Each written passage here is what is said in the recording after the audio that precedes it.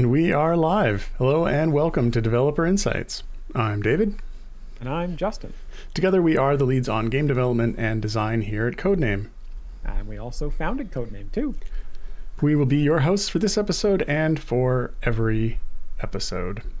Yes, unfortunately for you. Because when we're not here, the show doesn't happen. Still true. Today is our 70th episode. Well, that's exciting. It is, but there's another reason why today is especially exciting. You mean especially cold? The big question on everybody's lips. Wait. We did this last week. Well, yeah, of course. It's a Groundhog Day joke. Remember in the movie, he lives the same day over and over and over again until he gets it perfect? Yeah, we're not going to do that. We would never escape. That's been true so far. What? Huh? What do you mean? Nothing. Let's move on. Anyway, as always, and in perpetuity, we are here to answer development and design questions about idle champions. But if you don't ask any questions, you may have to suffer through Justin's one-man reenactment of the episode of Star Trek The Next Generation where they get stuck in a time loop and they keep crashing into that ship captained by the guy from Frasier. Kelsey Grammer? Yeah, him. Yeah. Well, I don't really remember that episode well enough to do a one-man show, but I mean, I guess if we don't get any questions. Oh. Hey. As always, we have pulled some questions forward from the previous show that we did not get to, and we will answer some of those while waiting for new questions to come in. But before we get to those, we have a few updates on some of the items flagged to get looked at by the dev team. So without further stalling for time, we'll get to those. Okay. All right. Well, I didn't want to come hat in hand or empty-handed come my list of items to get looked at because most of the last week we've spent looking at upgrading our servers. Some of you may have noticed that the server numbers changed. Some of you may not have, but nevertheless, most of my time got focused on that. But we did get a chance to look at the limit input for Modron Core on PlayStation. Specifically, there was a limit of 999 being applied to the reset level. We have that corrected and it will be live tomorrow. So that's good. What's not good is that's the only item I've got on my completed list here. Otherwise, I do still have that long list of in-progress items, starting with the prioritization of saving feats with formations, icons on portraits of champions so that you know you can use them in variants if you have a feat that could make them usable, making the animation for moving the chest code before putting a chest in faster, tooltip on items with max levels to indicate the progress towards their max item level, an option on mobile to quickly return to Area 1, additional icons on the quest tracker for the different types of season quests, recall for familiar, indicator of the unread changelog, option to buy more than one patron chest at a time, and adjusting the sorting on the campaign list of the Modron automation. I am told there will be time for some of these in the upcoming week, especially now that a lot of the server changes have been completed. Moving on, I don't think you've got any updates from you today, Justin. No, I've used all my updates in January. All right, well, we'll just get right into the questions from the previous show. Sure, yeah, we had a lot of questions in the previous show, so we've grabbed 5 of them, of the 40 we didn't get to. Oof. To answer at the beginning of this show. So the first one is from Topher the Returned, he is in chat there. He has returned. And I'm a bit quiet. I will try moving my mouth closer to the mic and speaking more clearly. I turned you right up. Dave, please turn me up in the settings as well. I'm speaking loudly and I'm continuing to speak so that Dave can tell in his I mean, ear. it doesn't sound different to me, but hopefully that sounds different to others. All right. Anyway, the first question is from Topher the Returned. No change. And they are asking, can we please get hotkeys assigned for choosing champion specializations? I don't know, my audio levels here show you fine, Justin. I don't know. Maybe it's Sean. There were a couple of people in chat saying it too. Unless this person who was saying I am very, very soft has been inappropriately watching me at times when I don't know and just like, yeah, I moisturize okay, but like still low volume. Dave, please fix me so everyone can hear me. And then I'll ask the question again. We'll get to your question, Topher, don't worry. Okay, you're maxed out here though. I mean, Keep talking. I sound fine to you.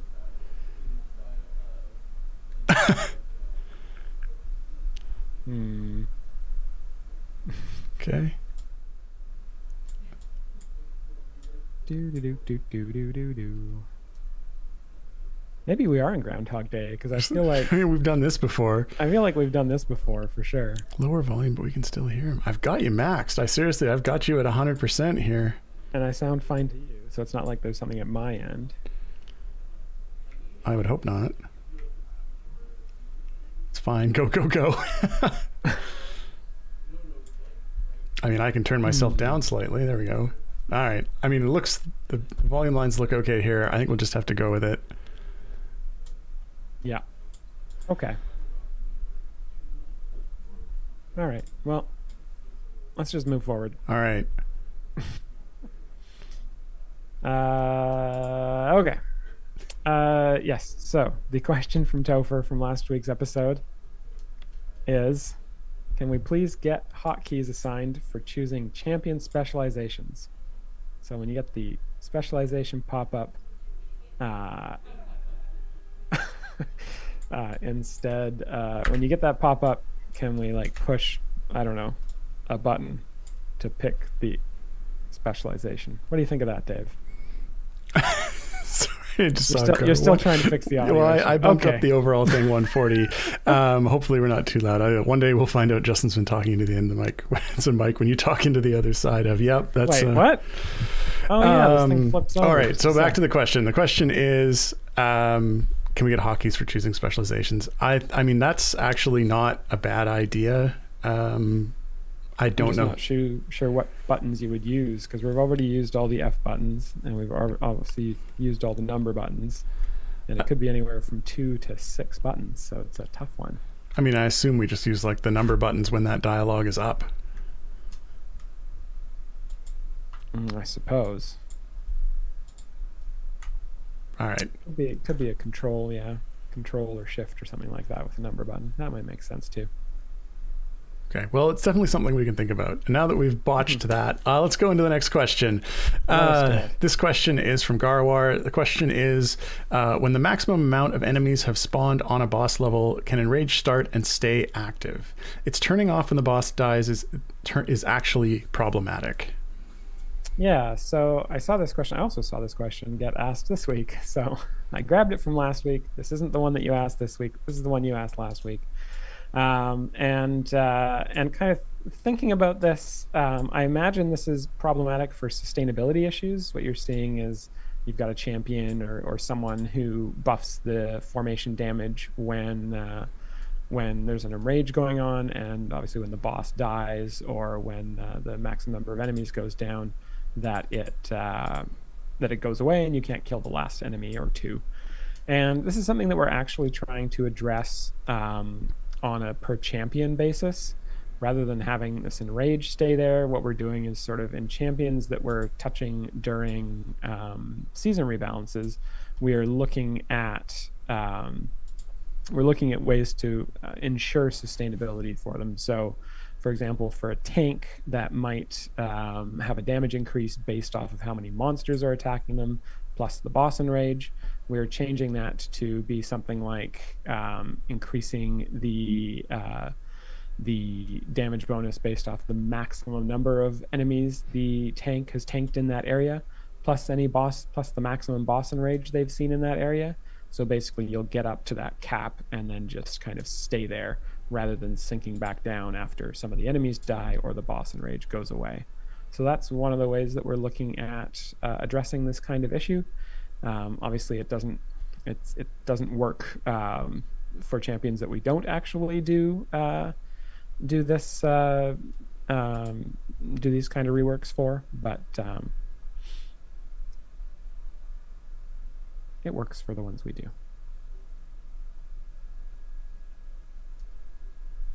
Okay, let's move on to the next question. The next question from last week is from Trickster3. The question is, why can't I always drag the champion from the bar, but instead have to find them in the formation first? The behavior would be the same if I dragged them from the bar. They would just swap places if the slot wasn't empty. For me, a new player, being able to always drag straight from the bar means I only need to memorize one set of icons instead of two for each champion. Yeah, I mean, what do you think about this, Dave? I saw this last week and I highlighted it, and I thought, it makes sense to be able to drag them from the bar even if they're already in the formation. Like, just for, being able to quickly grab them. I don't see any reason we would want to disallow this. Yeah, it's a good question. I think the way that it's actually implemented, there is like that when you drag it from the bar, there's an invisible slot that the champion gets put into, and then you're dragging that invisible slot onto the main area, onto the main formation, and then when you let go, it swaps with that invisible slot.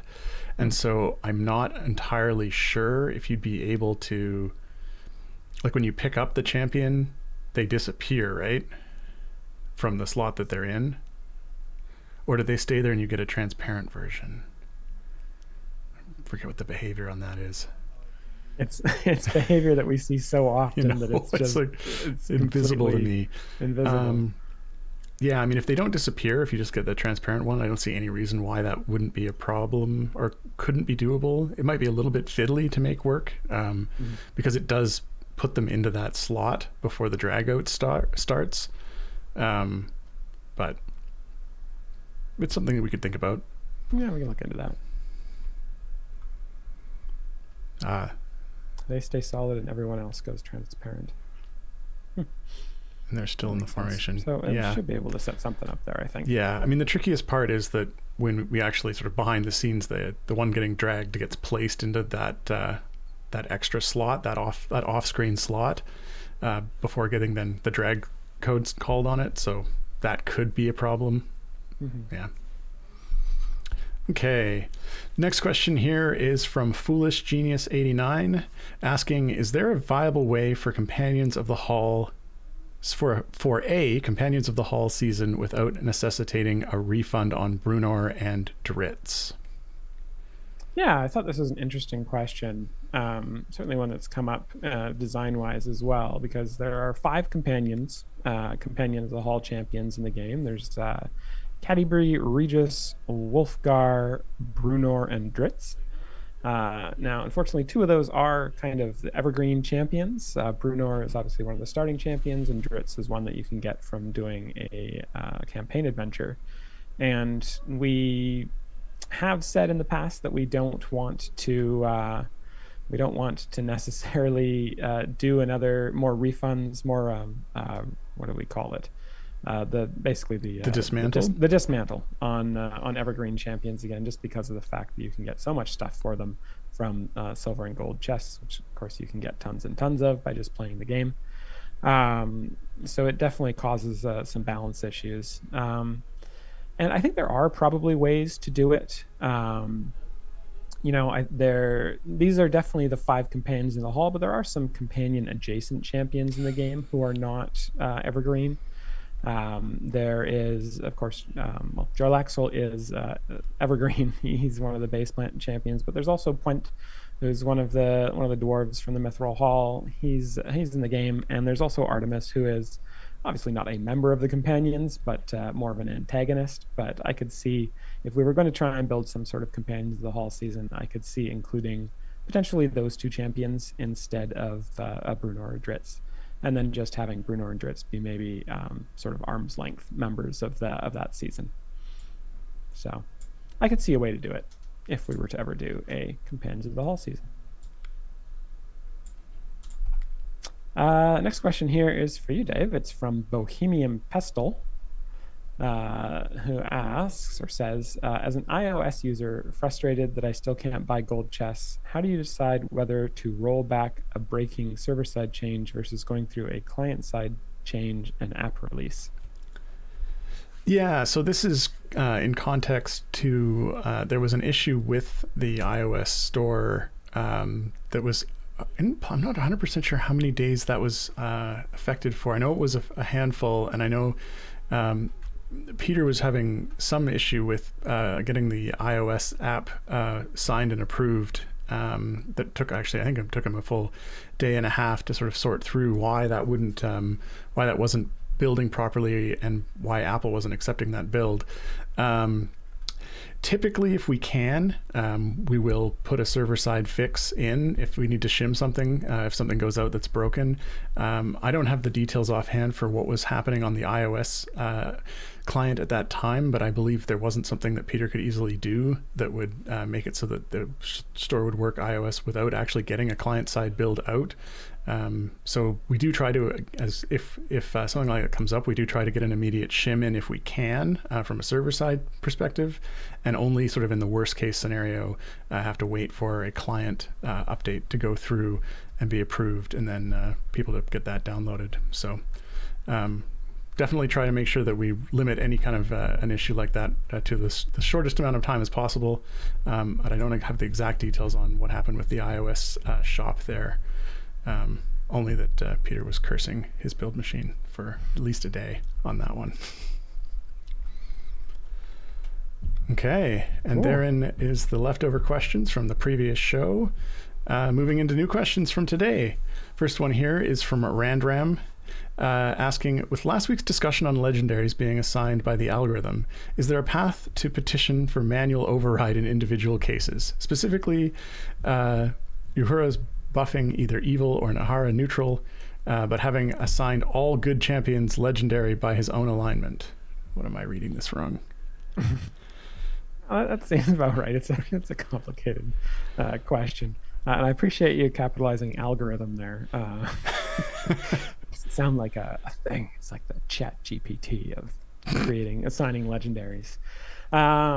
Anyway, so the answer to this is there isn't really a path for a petition to manually override that.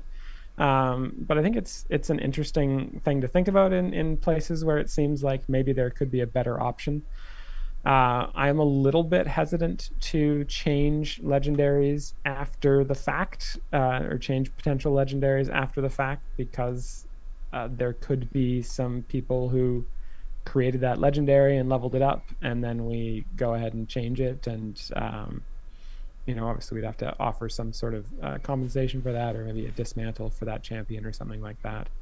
So there may be ways we can do it, but it's not quite as simple as just changing the effect.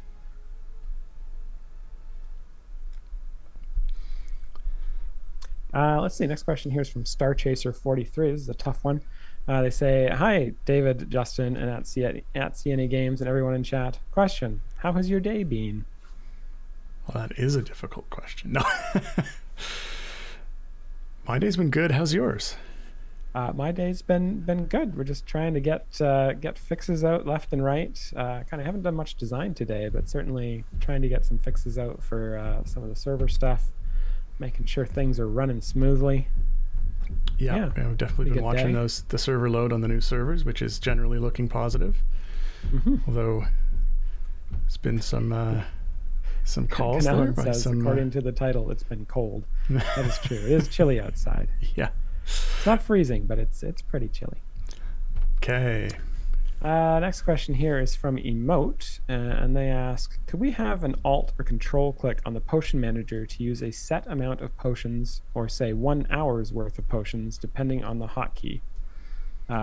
Please let us use 12 potions at once, so we can have 1 hour's worth of smalls in one go. I see. It probably doesn't let you use more than one at a time right now. I think the answer is yeah. That definitely sounds like a good idea. We'll tag that to get added to the list. Yeah, I don't actually know off the top of my head what the behavior is right now, but I could guess that you click it and if you've already got one active, it doesn't let you add one. Is that? Do you know, Justin? I don't just know. Embarrassing. I haven't used the potion manager enough. I'm like your average RPG player, where it's like I'm going to save all my potions forever because they might be useful later, and then I end the game with like 100,000 health potions. Oh, I see. They're saying the slider goes to 10. But for small potions, that's not enough to be an hour. Okay. I'm sure we can get that easily fixed. Yeah. Piece of cake. I'll even have it done by next week, I promise. Oh, God. Don't promise that kind of thing. Okay, moving to the next question. This one is from Niscus. Niscus asks, currently there is no in-game way of seeing how much gold contribution each champion in the field is giving. Could a similar window like the DPS breakdown window be added to the game but instead used for gold? Right now, the only way we have is a tedious process of checking every champion by hand and taking notes about their gold bonus values. Having this information in-game would be really useful to set better formations for favor gain. Yeah, I mean, I think this is a good idea, and you know, I think we've talked on this channel before, on the show before, about you know, ways that we can improve some of the information that is being presented to players.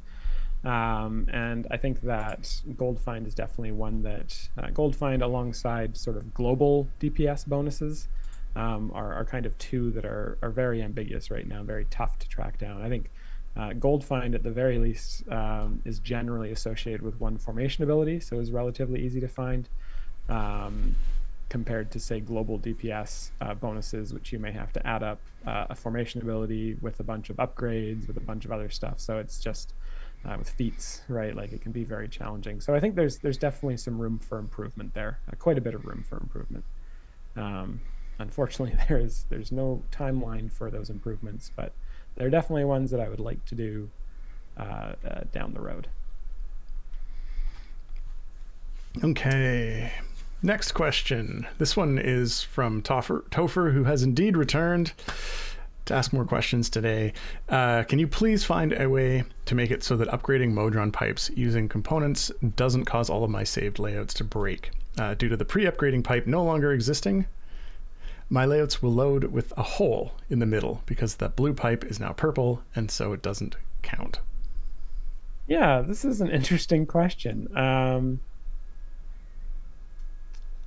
I'm not actually, it doesn't immediately leap out to me as how we would handle this. It's a pretty easy thing to sort of say, but it's a more challenging thing to actually do, because, you know, if you upgrade one particular, say you've got just a blue straight pipe, and you upgrade that, you know, in your layout somewhere, potentially we could upgrade that. We could detect that the layout was the same as one of your saved layouts and upgrade that saved layout.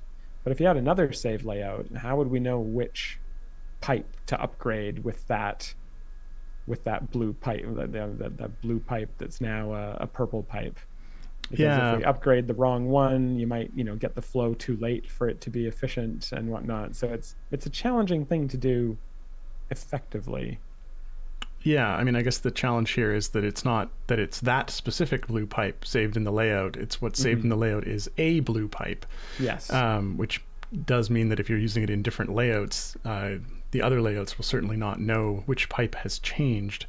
It also seems like it's kind of, it's not quite in the case of where, like, you're in a layout, and as you make any changes to that layout, it saves. Because it would kind of, that's certainly not the expected behavior, that, you know, if you move a pipe somewhere in that layout that you've restored, that the layout save gets updated at that point as well. I mean, it certainly feels like a modification like that would require a save of that layout again. Yeah, this feels like something that would be actually kind of challenging to do programmatically across multiple layouts. And I think it's one of those things where it's the best sort of option here is just to kind of manually save your layout when you upgrade, and I think you hope that you have enough pipes to load your other layouts still. Yeah, because there's no way to know across different save layouts which changed pipes are which. Yeah, because and the reason for that is because each pipe doesn't have its own ID. The layout just saves that you've got a straight pipe here and you've got a up and down pipe here. It doesn't save that you've got this particular up and down pipe from your stuff here, or this particular one there. From your stuff, which, your pipe inventory, from your box of pipes, yes, from your pipe supply, your plumbing bin, yeah. yeah. So it's certainly a very challenging one. And this to follow up, saying it could be upgrade to the best pipe in every save layout that uses the pre-upgraded piece. Yeah, and that's, I mean, I thought about that, and I think that there probably is a way to kind of figure out which the best pipe is. It's probably just going to be something relatively simple, like following the flow and finding the earliest pipe in the tree that is of that type. But it's still it's not 100%, and it could be confusing, I think, to people to have like random pipes, seemingly random pipes, be updated in their other layouts. So. And would there be a case where you wanted to make sure that that pipe didn't get replaced with one that was a lower rarity? Like someone in the chat has commented it could be an issue with overheating potentially. I don't think it could cause issues with overheating, because you're just updating the percentage through there. You're not changing the flow, so you're not going to cause any loops or anything which would cause overheating. Right. But, definitely not an easy, not as easy as you might think on the evaluation of that. Yeah. Yeah. Probably something best left to individual players to figure out which are the best pipes to have upgraded. Okay. Let's see. Similar question also about Modron core stuff from Garwar here, who asks, when working on our Modron core, we still can't see the left side of the core map with the filter active because it covers the map. Can we just fix this, please? This is annoying to me as well. Yeah. What do you think? Dragging the map a little further? Or I think so, yeah. I think just having increasing some the more bounds space to drag it around. Okay. I think we can do that. Okay. Okay, let's go to the next one here. This is a question. Wait, what is this? Previous. All right. Next. Oh, sorry. This is part of the same question. You know, this is. Oh, what happened? Moderator. So. We got some text here saying the giveaway is ready for 2:30, and it got inserted into the inside of that question. Okay. Let's see. Next question here is from. It's for me, so you can ask it. Perfect. This is from Niscus. Niscus asks, "It has been almost a year since Dungeon Master came to Idle Champions, but the kids from the cartoon series have not yet joined IC. As someone who grew up watching the cartoon series on TV, would really love to having the whole group join Dungeon Master. Are they going to join the Idle Champions family in the near future? I really hope they do. Thanks a lot in advance." Yeah, so I don't have any specifics for you on when they would join. I think that there's something we definitely thought about when we were looking at putting in Dungeon Master, and I think it would be a really fun thing to do. Super nostalgic for people who enjoyed the cartoon series back in the, how was it, 80s or 90s? It was a while ago. I think it was 80s. It must have been 80s. I think we if we could find a place to put them in, I think we absolutely would. Obviously we put in oh god, what's the guy's name that we just put in who reverses the things? W something. Reverso? Anyway. Yes, Super Reverso Tank. He was from the cartoon. Warduke, that's the one. Thank you. Thank you, chat. Thank you for saving me. And Mars says it was 1983 to 1985. Of course, I should have known that. You know, I was technically alive during that time. Part of it, anyway. The tail end of it. 1983, it started.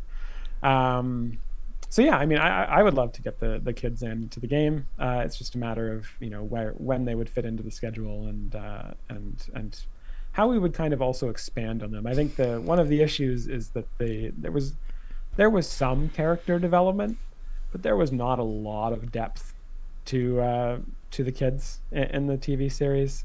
So obviously we'd have to kind of invent a lot of that stuff in there. To be fair, we did that for Dungeon Master, and we did that for Warduke. So Yeah. You mean for Super Reverso Tank? Super Reverso Tank. That's the one. All right, it's 2:30. That means it's giveaway time. I assume there's a giveaway starting soon. This is the way the giveaway works. Every episode we do a giveaway. You get an enter for a chance to win 42 chests of your choice. And the way you do that is by typing the super secret phrase into chat. It's not really much of a secret, because if you look at chat right now, there are people spamming it. Just type ice, ice baby, all one word, all lowercase, into chat, and you will be entered for a chance to win 42 chests of your choice. They can be any type of chest in the game, except for some reason, Gloria Bahamut chests. We could probably make it so you could do Gloria Bahamut chests now, but we haven't done that yet. So pick a type of chest that is not that. Also, when we put in the huge silver chests and gold chests, you will not be able to pick those. I know you want to, but no, you cannot do it. So pick Modron component chests. That way you can get more Modron components, new Modron components, so that they can't cause confusion when you upgrade them. And yeah, good luck to everyone who is entering that giveaway. They're still asking for aluminum chests, Justin. I think we need to oblige. And I think we can go in and have some more fancy ones, like a neodymium chest. I think that would be... Neodymium. Yeah, we get one of those neodymium magnetic chests. You have to keep them apart, though, because otherwise, that's it. You never get them apart. That's true. Yeah. Actually, what happens with those ones, you can't actually open them because all the other chests just go They're just stuck to them. They're actually magnetically yeah, it held actually shut. deletes. Every neodymium chest that you get in your inventory actually deletes 10 other chests. That's right. Or the osmium chests, which are extremely heavy. I'm told it's the heaviest metal that you can buy on Amazon. Bought some osmium lately, did you? Well, I need a high-speed camera first, but... Oh my gosh. Okay. Anyway. Let's not get into Dave's weird hobbies. / cool hobbies. / please make me a sword. We'll get to that. Let's move on to the next question. Next question is... This one is from Garwar. When maxing out a supercharge bonus, 500%, at a Modron node, would it be possible to have it turn a unique color that isn't used elsewhere to signify max, as opposed to just being a darker red? This would allow for a clearer visual cue to signify max bonus. Ludicrous flow equals plaid? ? You know, it's funny because I was actually thinking when we did the achievements and stuff for that it would be cool if the flow turned plaid once you got up to max. But I figured I didn't actually ask the dev team to do it because I figured it would actually be super challenging considering the way I believe it got implemented. I think it's just a tint.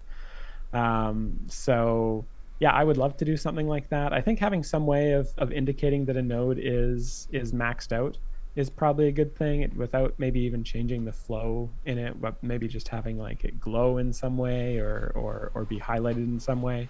I think that's a good idea, especially as we add in more Modron cores, and potentially there might be a way in one of the cores in the future to actually get the pipe dream achievement, hopefully.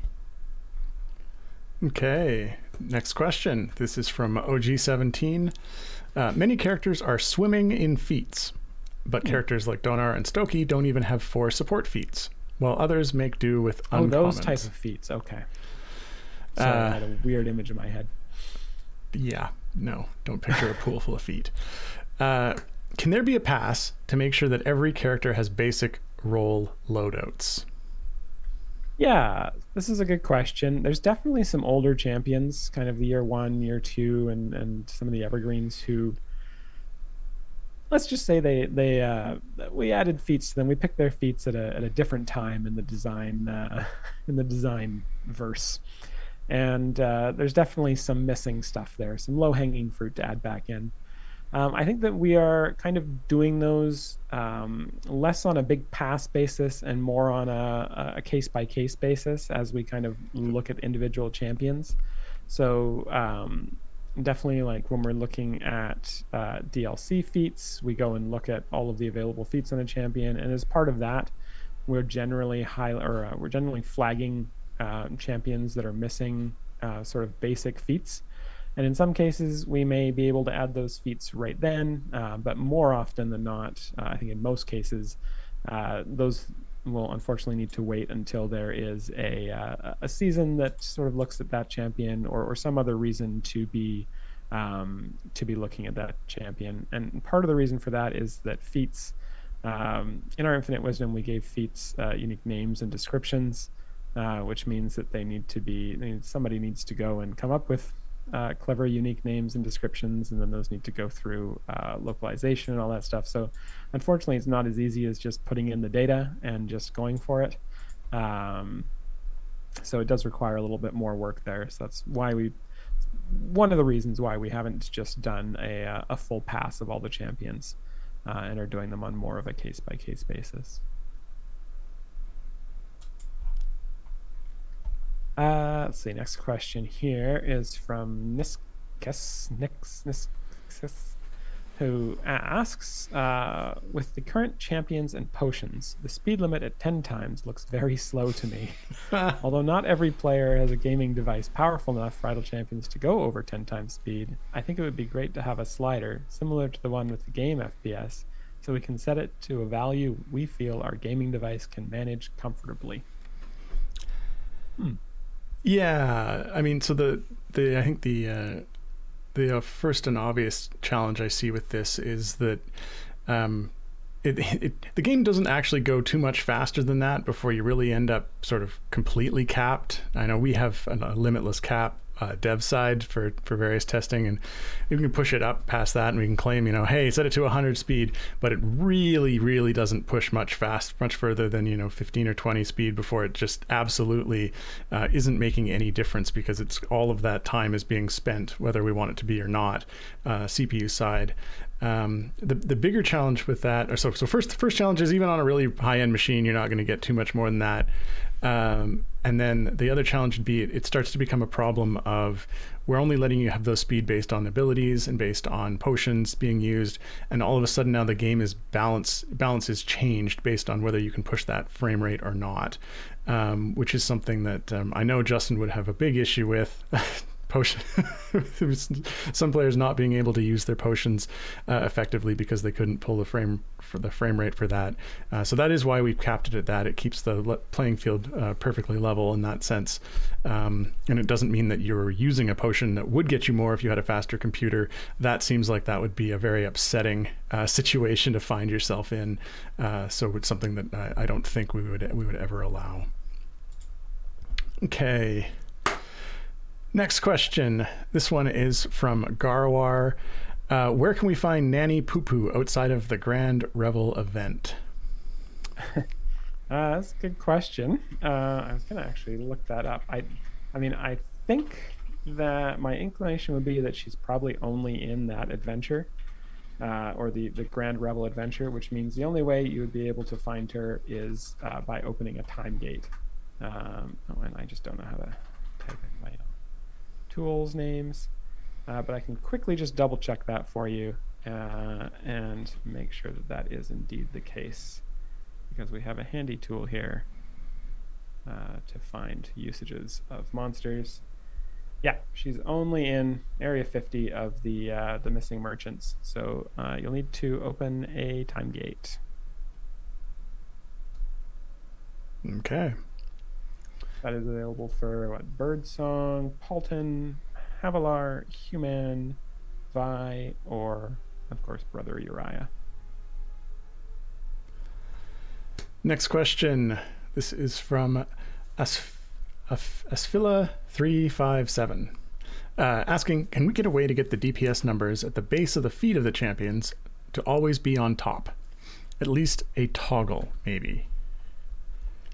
Yeah, so and I assume, for clarification, because when I first read this, I thought on top of the champions, like higher up, but I assume it's actually over top of every other visual effect. That's what I assume they mean as well. And I highlighted this one just to kind of touch on basically the DPS down there, the health bar, the attack cooldown, and all of the kind of formation effects that we try and show on there. And I will admit that is not a great system, and definitely is in need of a lot of love. It's definitely something I would like to improve drastically, but we just have not had time to do it. So it's definitely, all of that stuff down there is stuff that that does need to be improved, but we haven't really got around to it yet. I also see there's some follow-up to the last question about Nanny Poo Poo, where people are making the point that it is it's challenging to complete that. There's a seasonal quest to defeat Nanny Poo Poo, and it is challenging to do that outside of the event, because the event ends, and then newer players maybe don't have enough time gate pieces to open a time gate for it.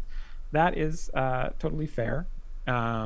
Sort of the intention of the intention of those season quests is they come out at a time when the event is running, and so you've got a couple of weeks at least to try and complete it. And it doesn't take that much effort to complete, but certainly if you join the season halfway through, it could be challenging, because you might not get to that quest until afterward, or after the event has ended. So I can definitely see there are some challenges there.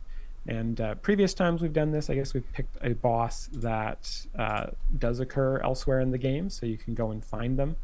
Though, I mean, to be fair, that also could be challenging for newer players, because it might be in a later variant or something that's not super easy to get at right away. So I think that the time gate stuff is probably the easiest way to do it.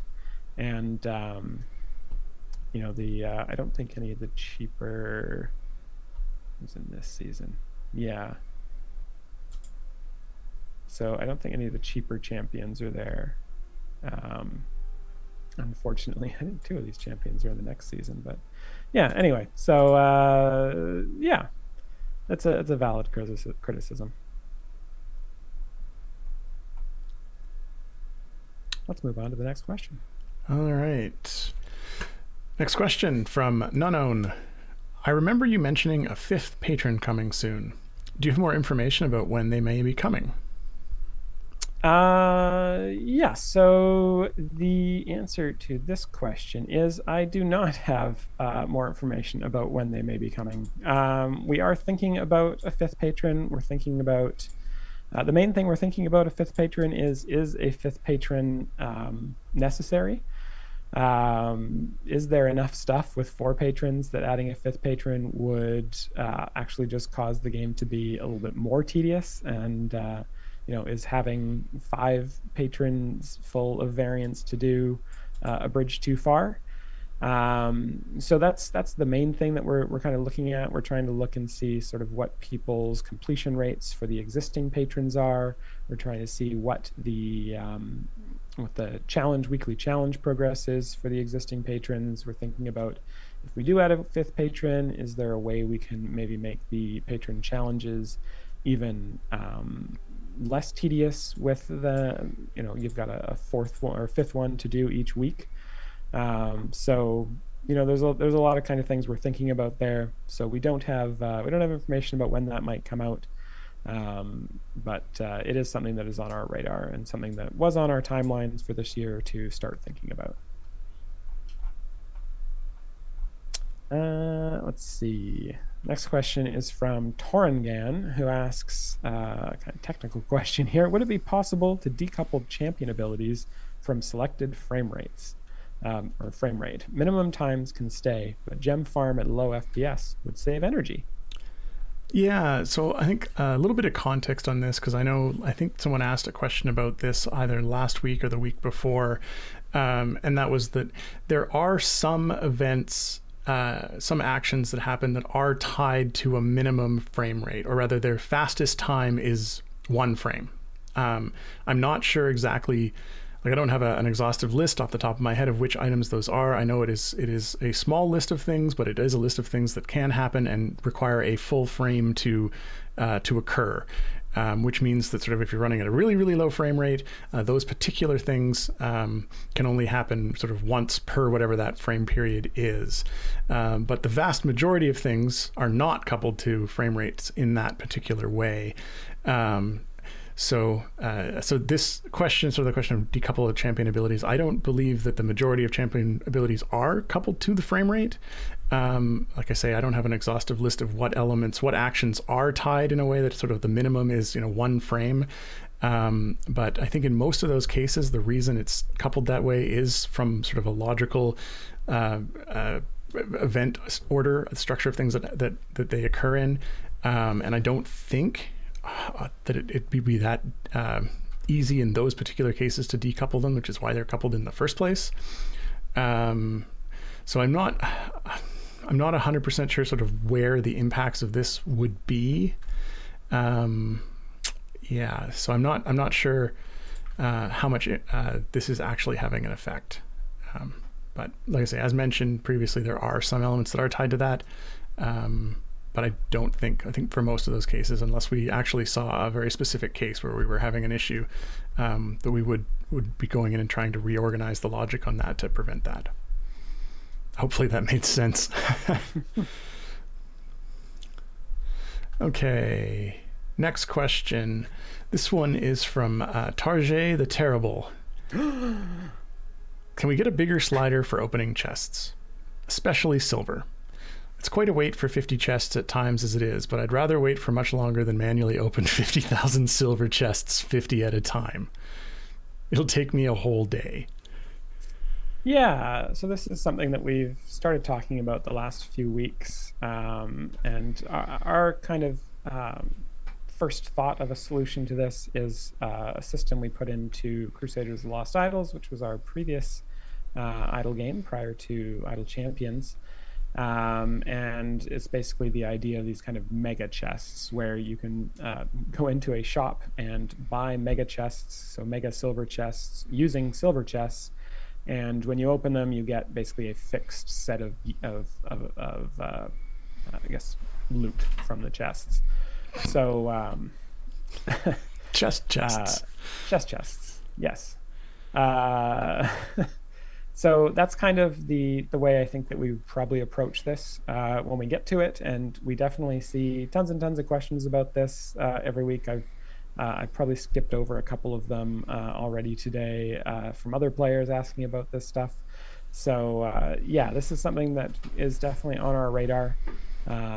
It's actually one of the things is we're looking at ways to optimize some of our server stuff. We're looking at people who are opening many thousands of chests per day and looking at ways we can maybe make that a little bit less tedious on not only players but also on our servers. So definitely something that we're looking at. All right. Next question here. You want to ask me? There's kind of two of these together here. Sure. This is a question from Randram. Is someone fiddling with Narak's Gith focus? Many champions are hard locked at incoming effect total of 379.7%, even with his outgoing buff even when his outgoing buff is higher, and some are receiving it at the listed value. Yes, and there's another question here from Strider X 2048 who says, confirm or deny Narak as fixed nerfed again. So I don't know what's going on with this Narak stuff. I'm just going to highlight it. Wanted to let you guys know that I saw the questions, and we'll pass this on to the dev team and try and figure out what's going on there.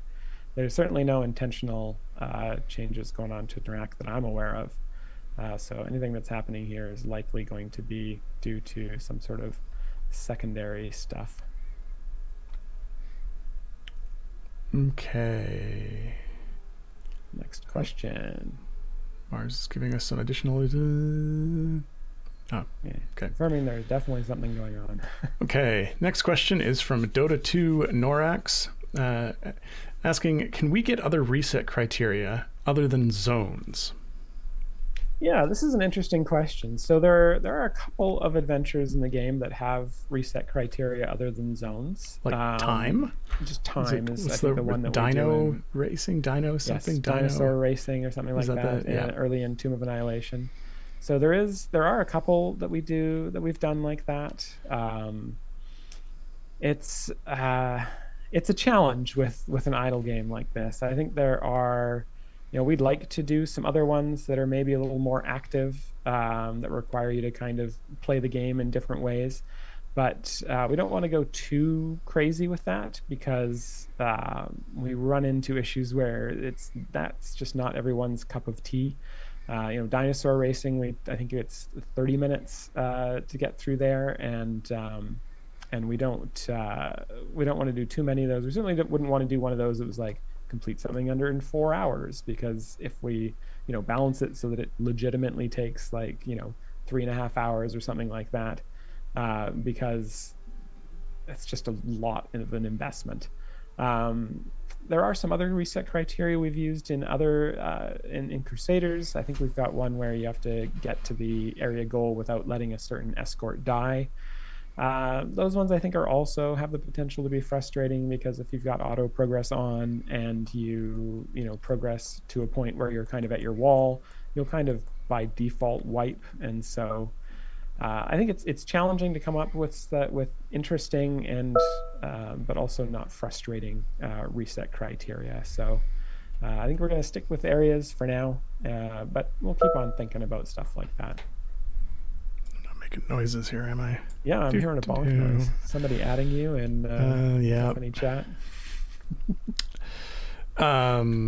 Yeah, sorry, I was just thinking about the reset criteria. I wonder if something around, kill a certain number of a particular monster would be something you could do, or, get a damage hit over a certain amount, or level up a certain number of levels for your champions. Or I think there's some other things we could do there. I'm not sure, just sort of off the top of my head, how different they are than, progress X number of zones, because they're going to be tied together in some way to that. That's interesting. But I think potentially I misinterpreted this question. It's possible they were asking about Modron core, like criteria for Modron cores to do automatic resets. Lever one here is saying people want Briv stacks as a reset trigger for non-scripting their gem farming. And Demon Gur says it would be great to reset when Briv reaches a preset amount of stacks. So basically be able to gem farm without having to rely on third-party scripts, by basically saying, hey, reset this adventure when Briv reaches 10,000 stacks or whatever. And so they could just constantly kind of have him go to his wall, farm up enough stacks to be able to get back to his wall, and then sort of loop in that way. Right. Okay. I also misinterpreted the question. Yeah. It's an interesting idea. Yeah. The tricky thing with something like, having a reset criteria of, zones, or obviously in the example, Briv stacks, it starts to, there have to be something else in that category of what can you set. If it's just Briv stacks, what is this? It's a farming option. Click here to this, and it works for the current meta only. And what if something changes? You almost have to have a kind of advanced mode for the thing that's okay, you get areas for the basic mode, and then once you're hey, I'd really like to do Briv stacks, you can click on advanced mode, and it gives you the option to reset. It exposes a whole bunch of values across the characters for their various. That's a ball of wax. That it definitely seems like a complicated thing to kind of implement in a way that is intuitive. Yeah, for sure. Okay, next question. This one is from Gauntlet Blade, asking, given that you've been dropping outfits for the rest of the Baldur's Gate's crew in the gem store for this season, will you be adding season outfits and familiars to the gem store after the season ends? As a player who starts after the seasons can't get them. As players who start after the season can't get them. Yeah, so the answer to this is yes. A bunch of the stuff from seasons will go into the gem store. I think we said it's going to go in 6 months after the season ends, to give people who participated in the season and spent a lot of time and effort getting it in the season a bit of time to exclusively enjoy those items. But yes, our plan is to get most of the stuff from the season. I don't know if it's everything from the season, but most of the stuff from the season into the gem store a certain amount of time after it ends. I think we did a blog about this, so if you search there, it should have more specifics than my poor memory. I think it's skins as well as season feats. at the very least. I don't know if we came down on the Modron core or the familiar. I'm not sure. Anyway, there's a blog about it somewhere. Let's see here. Here's a question from Cassius. Actually, we're very short on time, so we'll just do this one from Cassius335, who asks, has anyone else tried to turn on set area goal for one party while in another? While in party 2, I set party 1 to 15 and switched it to active, only to watch as it proceeded to slowly count backwards from about 600 in steps of 1 or 2 areas instead of reverting to 1 instantly. Very odd. Yeah, I tagged that. I'm gonna pass that along to Mark. Probably an edge case that he didn't check in the new offline progress. Definitely sounds like a bug. Yeah, I'll forward that, and I'm sure he'll dig into that and see what's going on. Yeah, and then I think we got time for one last question here because it's an easy one. Sure, this is a tough question here from Lediev, who asks, why is the tavern art for David much sharper than the tavern art for Justin? Yeah, that's easy. That's a good question. Justin's being piped into OBS via Zoom, and I am actually direct, so my art is not compressed as much as his is. D17 says it's because I wear glasses. That's true. If I take off my glasses, it'll get sharper. Did it work? No, that did not work. I think it got blurrier, at least for you. Okay, well, I think that is all we've got time for today. Okie dokie, yeah. If we didn't get to your question this week, don't worry, you'll have another opportunity. We will be live again at this time next week. Before we sign off, though, we'd like to thank our tireless mods. This week it was Sean and Mars. They're the folks who copy your questions into our questions document and generally make things awesome. So thanks to both of you. And of course, thanks to all of you for hanging out, watching the stream, and for enjoying the game. Without you, no one here would get to do what we do. We like what we do. All right. Enjoy the rest of your day, everyone. Bye.